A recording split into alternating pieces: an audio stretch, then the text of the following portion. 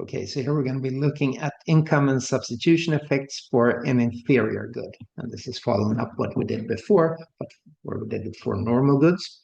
So remember, a normal good is a good where the higher income, the more you want to purchase, the more you demand. Whereas an inferior good is the higher income, the less you demand. Okay, so noodles, budget brands, staying in a hostel for some income ranges, etc., are examples of that. So let's dive in. So we're as usual to make things as simple as possible, but not simpler than that. We'll look at the case of two goods. So as before, we have E, entertainment, and for the inferior good, let's think of macaroni. Okay, so there's a budget constraint. How much entertainment can you purchase? Well, it depends on your income, depends on the price of entertainment. Then we have also depends on how much macaroni you purchase and the relative price of macaroni then. Okay, so let's draw this budget constraint, and let's do that in blue. We now cheated here a bit, TV chef style. So we have the budget constraint here. So PM, that's the slope PM over PE, or minus, and we have an indifference curve here for this individual. Okay, so now assume that the price of macaroni goes up to what?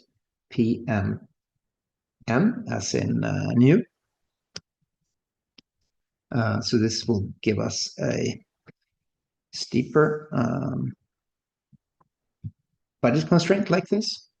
So we have slope here, P macaroni M over PE minus, if you wish, and then there's going to be a new consumption point, for instance, here. So this is going to be the total effect, okay?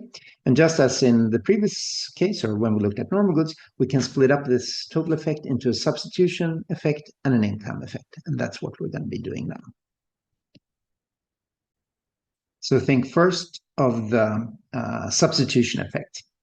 So what is that doing? Well, just as before, we're saying, what if this individual were kept at her initial indifference curve, at her initial level of utility, but we're facing the new prices? So we could think of this as, the price of macaroni has gone up. She's given some extra income, just enough to perfectly compensate her for so that she can be on the same indifference curve as before. Okay, so we're having a new thought or conceptual hypothetical indifference curve like this, or an hypothetical budget constraint rather, where has the same slope as new one. So these are small arrows indicating that these have the same slope. Where would she consume now? Well, she's facing these higher prices.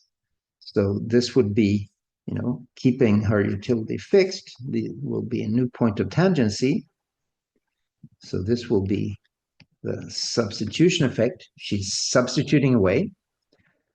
Okay, but now what's happening is that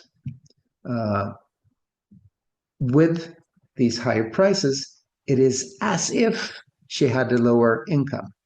Okay, so looking at the parallel shift in the budget constraint, seeing where do I have a new point of tangency. Here, when there's an inferior good, we can think of this as an inward shift in the demand in the budget constraint, right? It's like her income has decreased. Macaroni being an inferior good, when you have less money to go around, you have lower income. Things are tighter. You need to focus, and you're going to be purchasing some more macaroni because you have less income. You need to focus on the stuff that's cheap, that you can afford. So here, the income effect, this parallel inward shift, is going to be associated with a higher demand for this good, macaroni in this case. So the substitution effect, pulls towards substituting away. The income effect, well, you have less money to work with, pulls in the opposite direction. So the total effect here, let's do that in I don't know, green, third color here, would be the difference between this original point and this final point, and this would be then the total effect.